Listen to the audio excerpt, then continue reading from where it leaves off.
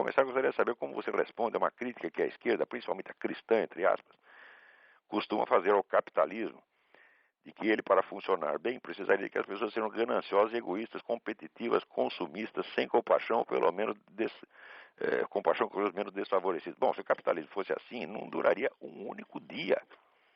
E por quê? Porque a base do capitalismo é a confiança que as pessoas têm umas nas outras. Tá certo? E por que você vai confiar num sujeito, tá certo? Que você sabe que é mal, ganancioso, consumista e sem compaixão? Como é que você vai confiar num nego desse? Se a pessoa não der sinais de ser um bom cidadão, uma pessoa de boa conduta e de bom sentimento, você não vai confiar nela, porra.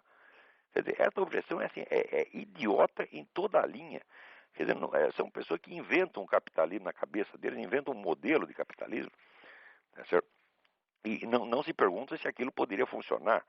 Quer dizer, esse capitalismo, veja, são pessoas que raciocinam, eu sempre digo isso, o brasileiro tem muita mania de raciocinar assim.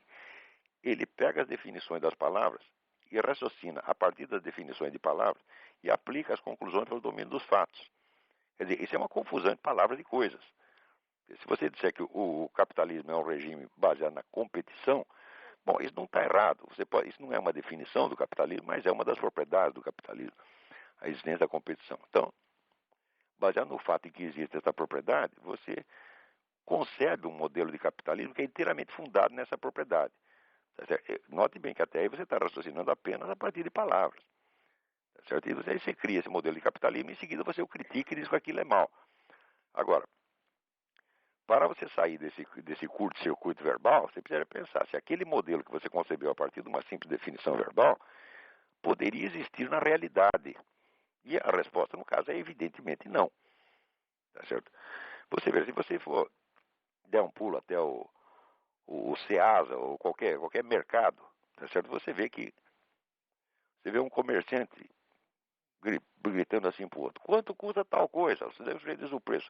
Manda tantos quilos, tantas toneladas para mim, te pago no dia tal. Tá certo? Nunca ninguém duvidou disso aí. E se não houver esse ato de confiança, se tiver que haver controle de tudo, o mercado para. Tá certo? Agora, por que você vai confiar em quem você sabe que não presta?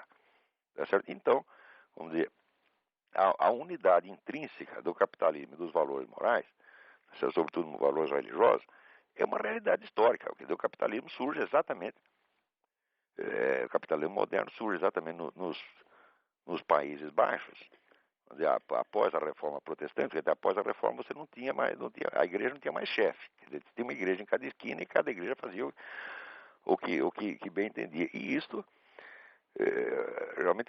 realmente fomentou, tá certo, o capitalismo. Por quê? Porque as pessoas tinham que aprender a confiar umas nas outras. Elas não tinham mais a garantia de uma instituição, vamos dizer, que governasse a todas. Então isso estimulou não só a iniciativa individual, mas o surgimento da confiança, tá certo? E fez com que as sociedades se tornassem muito mais integradas, tá certo? Então, na verdade, o capitalismo o próprio Adam Smith dizia que o capitalismo se baseia em valores morais que ele não pode criar, que ele tem que encontrar pronto, que vem de uma situação anterior. Quer dizer, aí você tinha 1,5 milênio de cristianismo quando surge esse movimento, então, capitalista moderno. Tá certo? E surge também espontaneamente. Ele é criado pela confiança, não é que ele necessita da confiança. Ele é um efeito da confiança, tá certo? E a confiança implica, evidentemente, algum conhecimento sobre a conduta do cidadão. E se você sabe que é um nego egoísta, que só pensa nele mesmo, tá bom, o que você vai fazer? Você vai fugir dele, pô. Você vê, também é preciso ver que no Brasil, né, existe muita gente assim. Quer dizer, a classe mais rica no Brasil, ela às vezes corresponde a este modelo, tá certo? Mas o Brasil, evidentemente, não é um país tipicamente capitalista, tá certo? Ao contrário, o Brasil tem um capitalismo travado, tá certo? Pelo intervencionismo estatal onipresente e pelos controles estatais. E por que precisa de tanto controles estatais? É porque as pessoas não confiam nem mesmo em si próprias. Elas mesmo querem ser dominadas e fiscalizadas por uma autoridade, porque elas sabem que não prestam. Todo mundo sabe que o brasileiro é o povo mais dinheirista do mundo. O brasileiro não pode dizer que o brasileiro só pensa em dinheiro, porque ele também pensa em sexo. Mas se tirar o sexo, ele só pensa em dinheiro. Ou como dizia o Milor Fernandes, ele pensa em falta de dinheiro. Então, são pessoas obcecadas. E isso aí é um dos motivos do atraso brasileiro. Quer dizer, se você não tivesse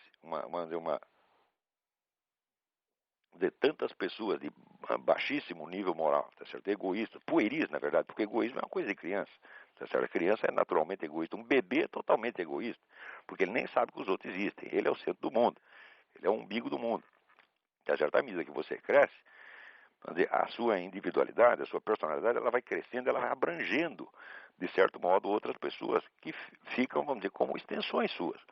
Né? A sua mulher é uma extensão sua, a sua família é uma extensão sua, né? Os seus amigos são uma extensão sua, tudo aquilo faz parte do seu mundo. Tanto faz parte do seu mundo que quando uma dessas pessoas morre, tá certo? Você fica triste, você perde alguma coisa, você se sente empobrecido. Então isso tudo faz parte da sua personalidade, tá certo? Então, vamos dizer, você não pode ser um sujeito egoísta no sentido individualista, não querer repartir nada com mais ninguém, porque senão você não pode nem ter família. Tá certo? Então, vamos dizer, o egoísmo é uma atitude pueril que o ser humano naturalmente acaba superando através da sua convivência na sociedade. Tá certo? Então, essa ideia aí é simplesmente uma estupidez. Então, o Cláudio Miranda, o Cláudio ainda observa que mesmo que o capitalismo fosse tão ruim, quer dizer, qual é a prova de que o socialismo é melhor? Né? Quer dizer, o socialismo é o único regime que conseguiu matar de fome 30 milhões de pessoas de uma vez só. No famoso grande salto para a frente do Mao Tse Tung, que foi a coletivização da agricultura, morreram 30 milhões de pessoas de fome, tá certo? E na União Soviética a fome foi tanta que ela se tornou uma arma estratégica. Quer dizer, Stalin usava a proibição de entrada e saída de alimento para matar populações inteiras. Quer dizer, coisas desse nível. E você vê na China até hoje, a China mesmo, tendo essa abertura para o capitalismo nos últimos 10 ou 15 anos, a China ainda está numa miséria, ainda carrega um legado de miséria do comunismo, que é uma coisa inimaginável no Ocidente. Certo? Então, quer dizer, qualquer sujeito que seja ter uma mentalidade socialista, ele não tem autoridade nenhuma para criticar o capitalismo. Quer dizer, quando o sujeito falar isso, quer saber, manda a merda e pronto. Não fica discutindo mais com esses caras, porque não adianta discutir com o comunista, é perder tempo.